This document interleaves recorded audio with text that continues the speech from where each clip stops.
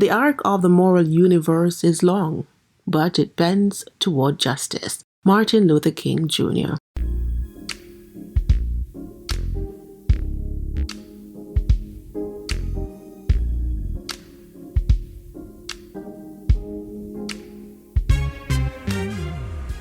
This week on Point Black. I laugh at the idea that white people are doing this to us and don't know it. It's just amazing how you could build a world that only benefits you and excludes everybody that's not in your group. And then you could tell me that you built that whole world by accident. Nah. Welcome to Point Black.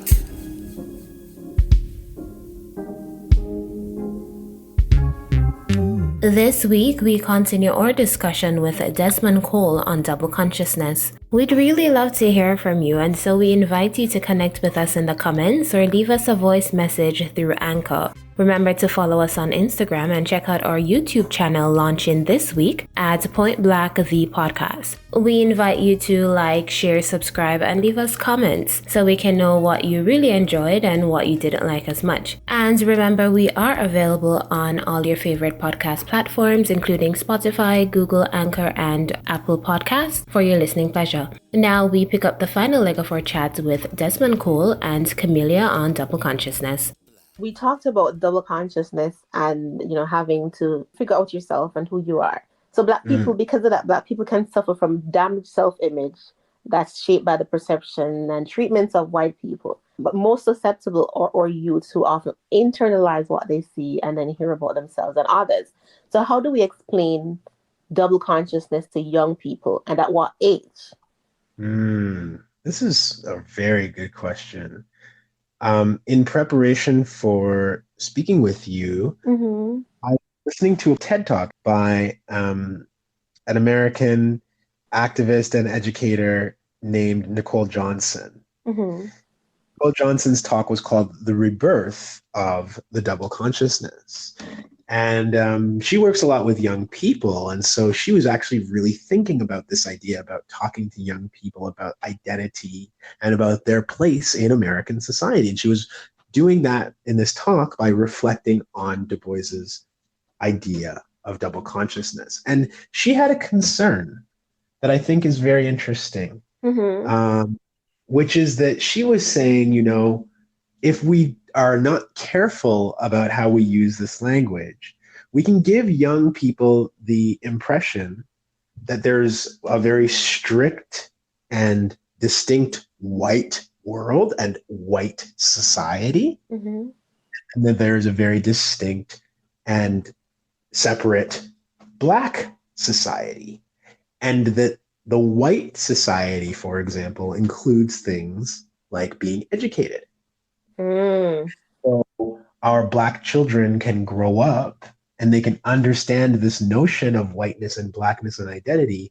And they can say, well, going to school and getting educated and speaking in full sentences, that's white. And if you do that, then you're betraying your Black heritage or your Black culture. And education is not for us because it's, Eurocentric. And so she was kind of warning against this very rigid view, especially for young people, of a white world and a Black world that we have to learn how to fit into. That's our challenge and that's our burden and our responsibility as Black people. And we cannot afford to shield our children from the knowledge. So when I tell this story in my book, In the Skin We're In, about white kids coloring with pencil crayons, and there being one kind of pinkish pencil crayon that they said is the skin color pencil crayon. And all of a sudden I'm like, oh, they don't mean me. They don't even realize that they don't mean me. They just think that this is what skin looks like. This is the default, that this whiteness is the natural, the normal, right? And so when you're dealing with those things and you're 5 or you're 6, your parents have to talk to you about it. It would be irresponsible for them not to. Now, it's a challenge to find the right, the right way, and the right way, the right words and the right, but I feel like this is actually part of the genius of Black people. Is it possible for double conscious to exist for us unconsciously? And if it does, how does this influence our identity or the development of our identity? Yes, I think I think that especially again when you're a child and when you're growing up, a lot of what you would experience in Canada, in our case, as a Black person, would make you ask questions. And I'm sure that any Black person listening to this is familiar with that feeling that you get when you're in a social situation, young or old, and you just have that question in your mind. Am I being treated the way I'm being treated right now because I'm Black? And that can happen at a very conscious level, but I think that once you're it can happen consciously, but it can also just be something that you absorb, and then maybe something that happens to you one day triggers that and makes you realize, oh my God, like if you accepted the white liberal fantasy that people, as they say in Canada, I don't see color. I'm like, do you need to get your eyes checked? What do you mean? Like, how do you mean you don't see color? Like, I think that you're trying to say that you don't judge me based on my color, but you see it.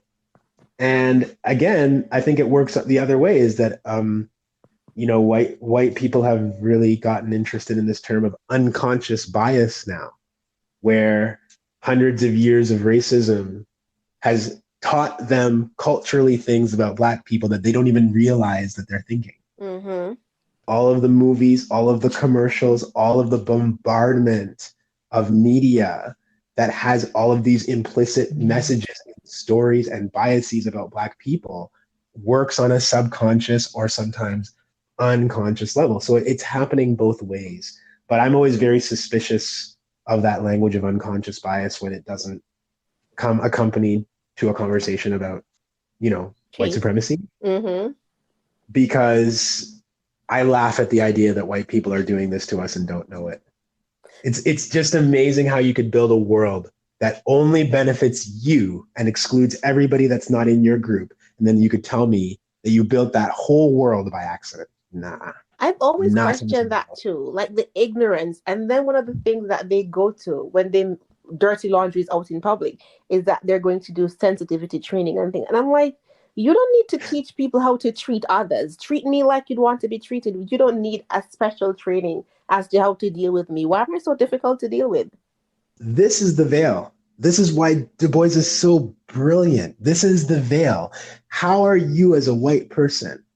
You've lived on these territories with Black people for hundreds of years, and you're still acting like we're this new introduction to human life and that you need to, get special training to understand how to engage with us. Now, if you need training about, for example, what a do-rag is, because there's a story of an 11-year-old boy in Edmonton recently who wore a do-rag to school, and the school kicked him out. And they told his mother that they kicked him out because him wearing a do-rag had gang affiliation. If you're so ignorant about Black life and about Black hair that you think a do-rag is a gang symbol, we could give you some training around that. But I cannot train you to accept me knowing that using that cultural stereotype against me will give you an advantage. I cannot train you out of that. That's up to you. If you as a white person want to be like, I know that Black people are stereotyped as thugs or as lazy or as whatever, I can't train you out of wanting to use that to your advantage. You have to actually just decide not to do it. And there is no training for that.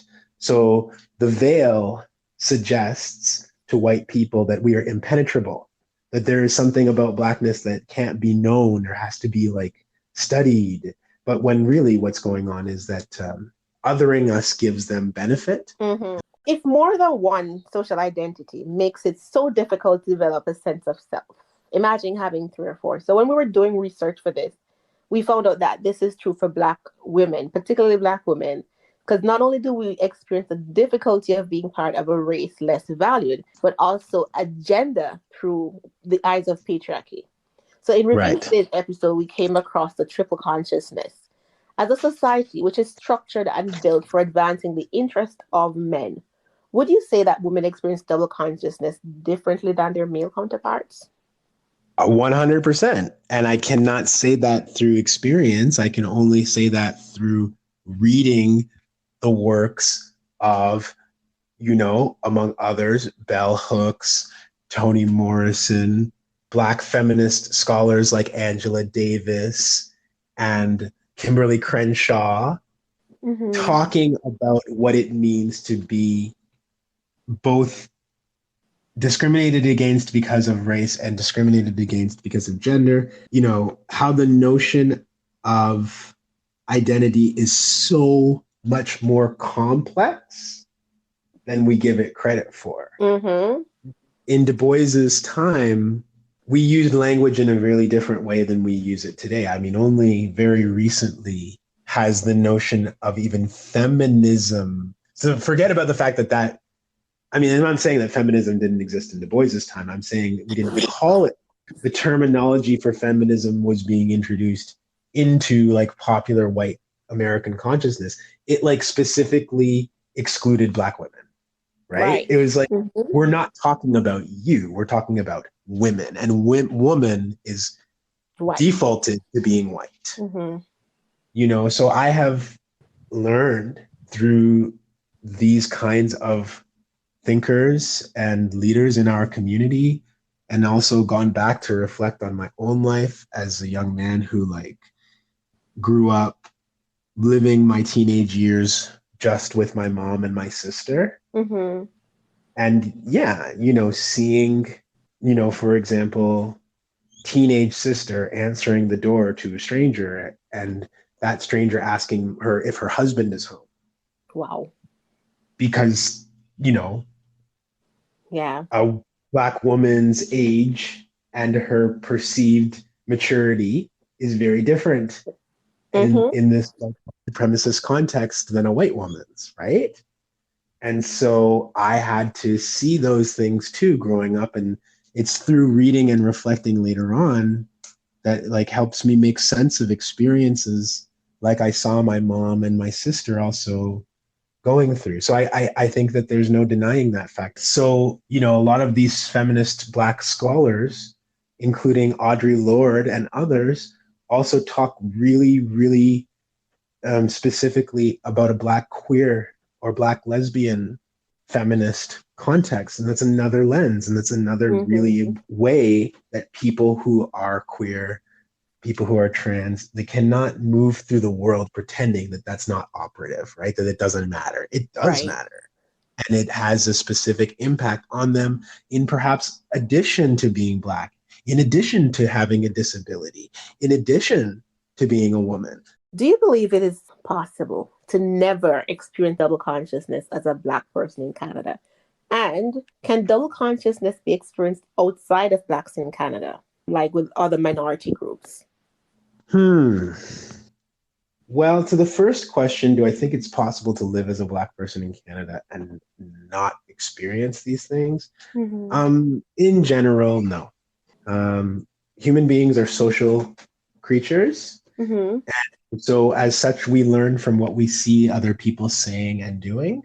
You don't get dropped into your life in Canada from outer space. You have people around you who inform your world. And even if those people are all white, even if you're a Black person adopted into a white family, I heard something about Drake, probably the most famous Black Canadian in the world. I don't think it's probably Drake being biracial, right? And growing up with a white Jewish parent would hear things from the white side of his family, and they had actually like words, like Yiddish words that they used to refer to him as that like basically means nigger. You're not really one of us because we know that you have Black ancestry, so we can even have a word. And many cultures that are not Black have this word, and unfortunately, even inside of Black culture, the light-skinned Black people want to have a word for the dark-skinned Black people. Not so. Yes. So we all know that this is the facts. So to think that somebody could grow up never understanding or just somehow like being insulated from, no, I don't think in general, I don't think that's possible. And I don't think that we should pretend. The second question that you had. Can double consciousness be experienced outside of Blacks in Canada?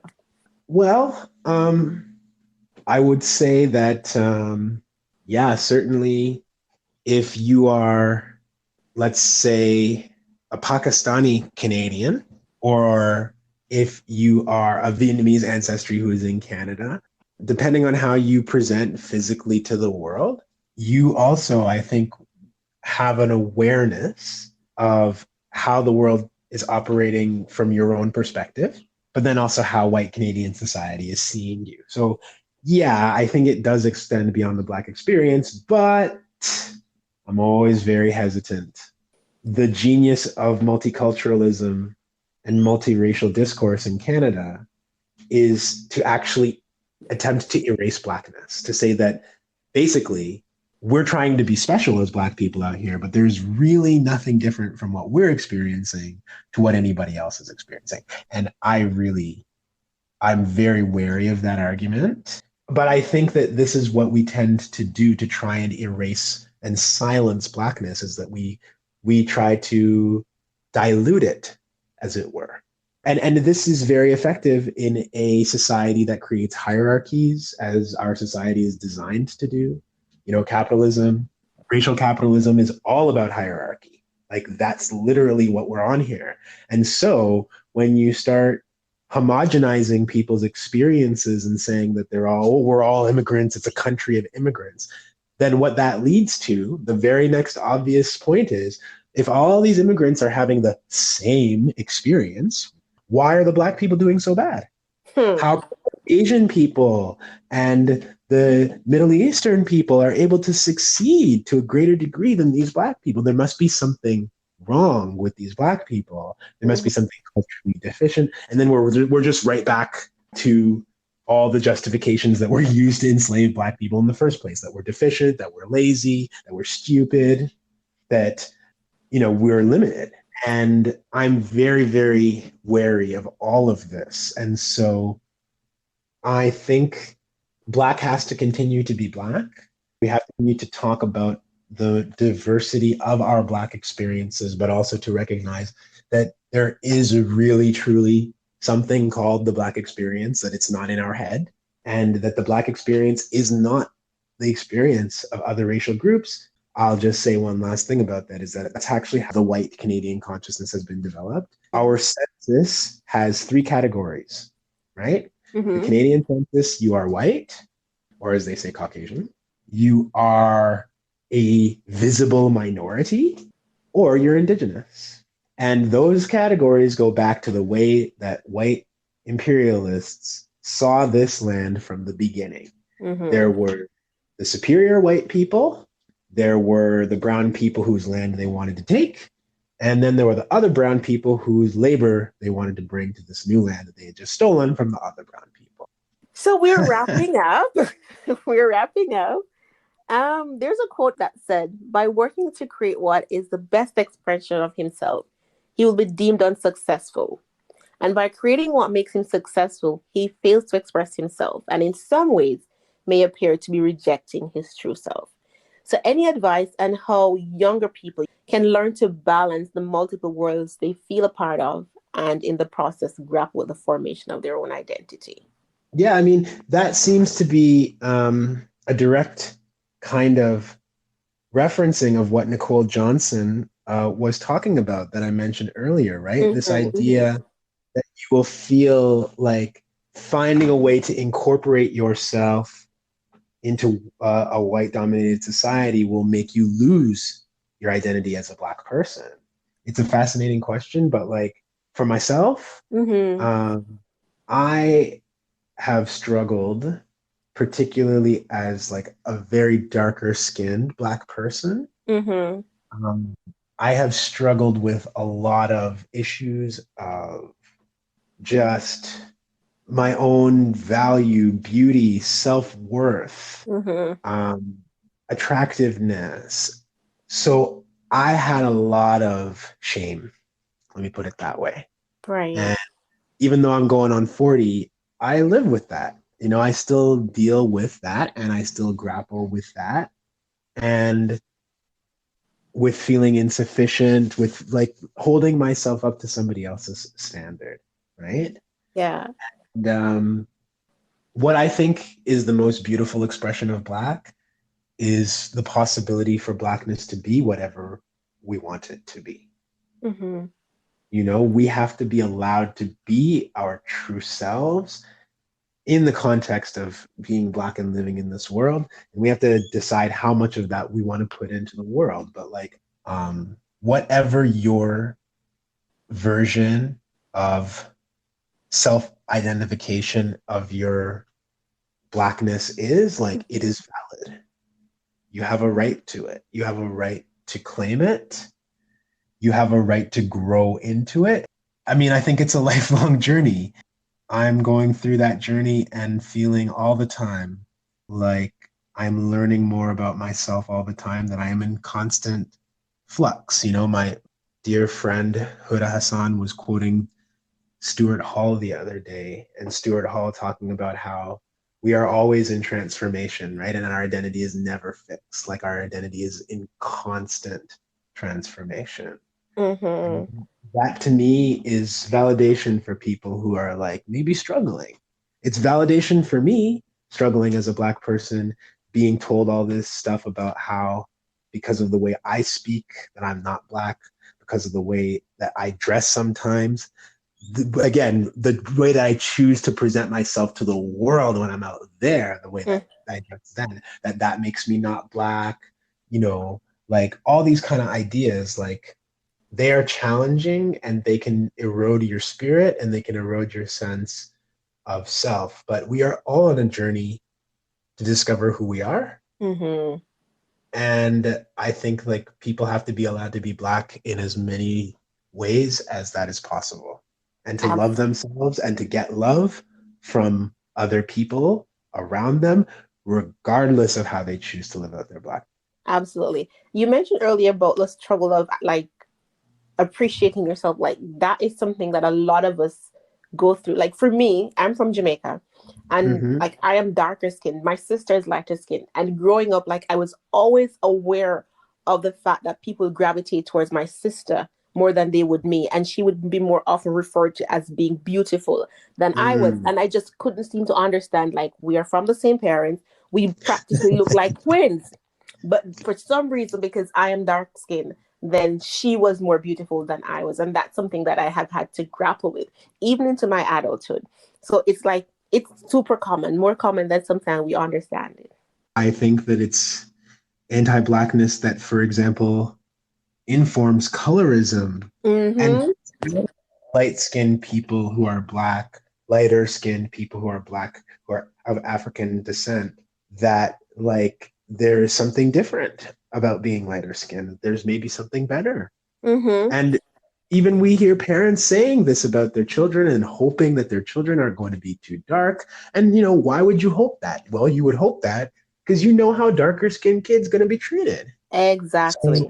it's not an irrational hatred kind of thing. It's like grappling with this anti-Blackness in the world. Mm-hmm. And so we're all grappling with that. And My 12-year-old nephew said to me, he's the brother who's about 9 months old, is much lighter than he is. And he said to me the other day, Auntie Cam, KJ is going to have life easier than I do. And I'm like, why? And he said, because his skin is lighter than his. And I'm like, have you been having a hard time? And he's like, yeah. Like at school, the children who are lighter tend to get more privileges from the teacher. And I had to sit him down and have a conversation with him about it. And he's 12. but you see how you asked me this question earlier, and I feel like that is such a beautiful um, response to your own question, is that you saw this young person that you love in that moment that we all know, right? That we've all been through. That's like, what's going on? Why is the Mm-hmm. world like this? And you used that opportunity when he brought it to you to be like, let's sit down and have a talk.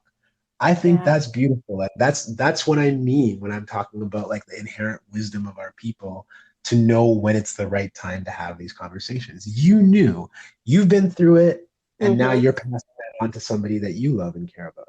That's beautiful. So our last question, well, it has about 4 questions in it. And is there a long-term fix to this reality? What would it take and what would it look like? And then finally, what do we do until then? The first 3 questions I'll take as one question, and then I'll talk about what do we do until then.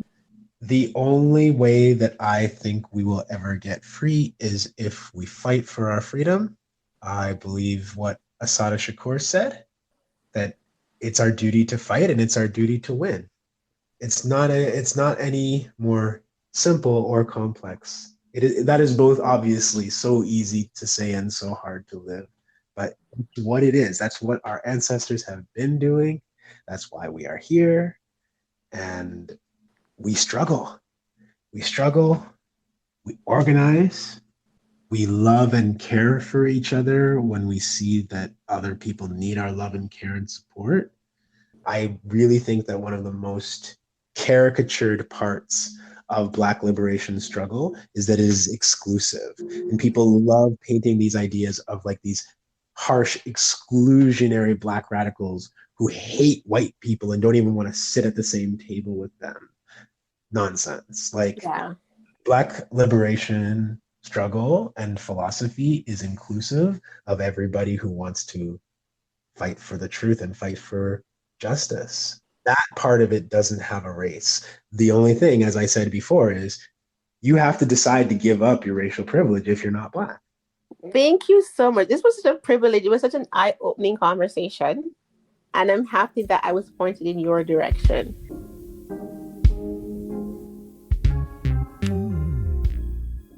Such a fruitful conversation, Camellia. How do you feel coming out of that? I feel enlightened, Ash, because as I had mentioned prior, is that I was not aware of double consciousness. I don't know how it missed me in all my reading and all that, but I was not aware of double consciousness until you brought it to my attention. And so having done some research and then speaking to Desmond, who is more familiar with the topic than I am, and just him giving practical examples of what double consciousness looks like in our day-to-day life, I particularly enjoy that part. I agree with you completely, Camellia. I think that a lot of persons have gone through life having these experiences and these emotions, but they're not really sure what they are, why they're having them. And that, this is in fact a topic that has been studied, that, a term has been coined, and that it has real consequences for our day-to-day lives. I mean, he gives us the example of, sitting on the bus and grappling with the idea that, a person's not sitting beside me because I'm Black. Or are they not sitting because they really just want to stand? And that is an experience that I can definitely identify with. I can't tell you the amount of times that I've had those thoughts, not only on the bus, but in other places as well. And, I could really appreciate his vulnerability, his honesty in saying that, as a 40-year-old man, I still struggle with my identity. I still struggle with being accepted and accepting myself as an individual, so things like that I thought were really important coming out of the interview. And we all think that we see persons and we think that they have it all together, but in truth we're all struggling with similar things as Black persons trying to navigate this white reality. And I also like that along the way, he gave little examples, little advice how to deal with these different things. Because a lot of times we find what the issues are, but there is no solution. There's no way forward. What do I do with this now that I'm aware of it?